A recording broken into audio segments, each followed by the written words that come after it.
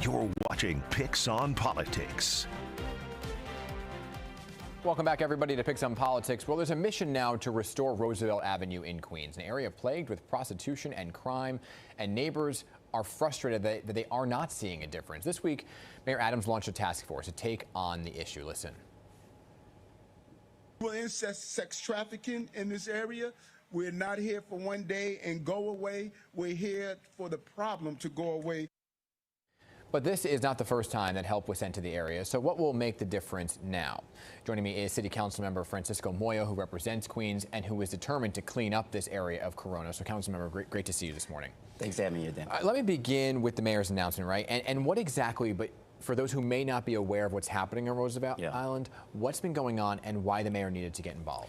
Well, look, I think first and foremost, I'm born and raised in that community. I grew up there. I bought the house I grew up in.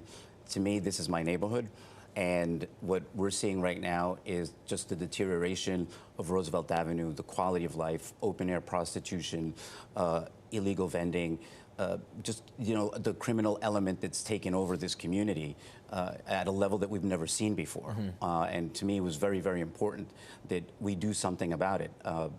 We cannot be tone deaf to the cries from our constituency and also the small business owners, clergy, principals from schools say, look, this is plaguing our streets. I had called the mayor about 3 years ago and said, look, we need to do something about this. He actually came out 1 o'clock in the morning, walked Roosevelt Avenue with the police captain, saw what was going on, and we tried to fix the problem by, you know, putting certain levels of enforcement there. But what we realized was we need consistency, because you can go in there and bring whatever agency is responsible.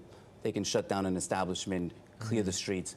But if you're not there on a daily basis, they're just going to come back the next day. Okay. So what's the task force going to do? So this really is going to be beneficial, because now we're bringing all the city agencies together. We're going to have a heavy presence and heavy enforcement on the issues that have been impacting Roosevelt Avenue, from open-air prostitution to the criminal element that we see there, illegal street vendors. But it's not just NYPD, right? This is sanitation. This is the Department of Health, the MTA. We're bringing all the resources necessary to cure the problem that's there. 90 days is what we're going to be seeing of all these agencies. So I listened to you talk about how you called the mayor up 3 years ago about this, right? And so there's been some contenders for mayor, State Assemblywoman Jessica Ramos, who came out. She's challenging the mayor. She suggested in an X post that the mayor is only paying attention to this matter because of his recent indictment, right? So what do you make of that assessment? Well, look, I'm going to tell you that we have been talking about this for the last 3 years. All you have to do is go back and look at all of the press reports that we've done on how we're going to clean up Roosevelt Avenue. We started the Roosevelt Avenue Task Force. Now we've moved to community links. The administration is the only one that's helping. Like, there is no other elected official in my community that has been supporting the cleanup of Roosevelt Avenue. I'm the only one because I listen to my constituency. We cannot be tone deaf to people asking for help, right? And this is the difference. It's easy to criticize, right? But when you don't offer solutions, then what are you really doing? Yeah, she has been sounding the alarm as well, because she called us to go out there and look for it. But I want to talk about what was established in April, because that was the Roosevelt Avenue Task Force. So how does that differ from what this new task force is? So Community Link is going to be a operation to clean up Roosevelt Avenue for 90 days. All of the resources, like I explained, are going to be there on a consistent basis every day for 90 days.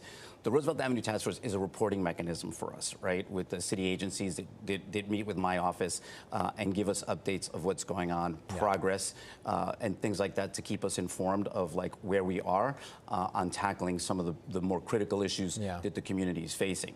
So would you say that the task force in April wasn't successful? No, I think it was, because it's led to this, right? This both complements each other. I think this is now giving us the teeth that we needed to have all hands on deck, coordinating with every single city agency on the issues that are impacting this. And the task force itself is now the reporting mechanism for us to get all that information from what they're doing right now on the ground. What's your timeline? So this task force is 90 days, right? Are you confident that it can be done in 90 days? Look, I am very hopeful that it can. I think that this is a positive step. Like, we have received so many phone calls thanking my office and this administration to actually, for actually taking some action here to get things done. I think it's going to be positive. But look, in 90 days, we'll be able to reassess and see what's needed. If we need to continue going further, great, we'll do that. The resources are there. This administration has made the offer to do that, and I think we're going to be very successful in that. Where do you think this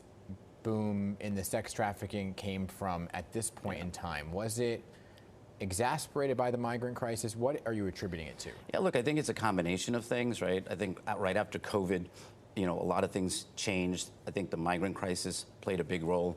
And look, we have to also understand that human trafficking is a very big issue along Roosevelt Avenue. Yeah. This is why I put funding for organizations that deal with this issue.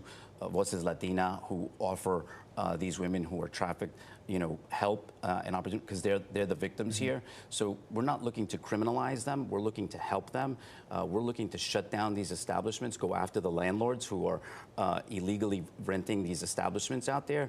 But it's not just the prostitution here. I think it's just the overall quality of life that has dramatically shifted in the last couple of years that we're looking to change. I want to ask you, as a council member, unrelated to this very issue, we just had the new Deputy Mayor of Public Safety on, Chauncey Parker, working with him now. When you look at the string of resignations and the new hires, are you confident this is the right step in the right direction for the city? Yeah, I think so. I think, the mayor's doing what he needs to do.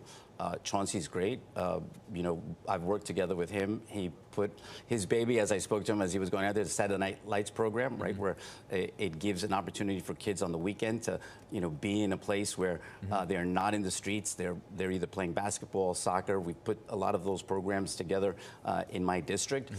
He's someone who's very knowledgeable and knows, what we need to do to really clean up New York City and do it in an effective way that's not just the arresting our way out of things, but just offering a lot of programs that are beneficial to our kids. You have confidence in the mayor that he can continue to do his job given everything else that's going on? I'm giving him the opportunity like most New Yorkers are doing, and I think, right now I'm focused in on what is really key for my district, and he has put the resources in to this community to make sure that we can curb the problem that we're seeing on Roosevelt Avenue. And I think that's demonstrating that he wants to clean up New York City. And I'm appreciative of his support for that. All right, Councilmember Moya, I appreciate you coming on the show to talk about this. Thank you. Good to see you. And still to come, everybody, let's check in over across the Hudson in New Jersey. Lawmakers considering expanding the cannabis business. You are 21 and over, you're in the store, and you want to pick up a cup of coffee with your friend that's also shopping. Why not? The possible addition of food sales to cannabis shops getting some mixed reviews. We'll talk about it next.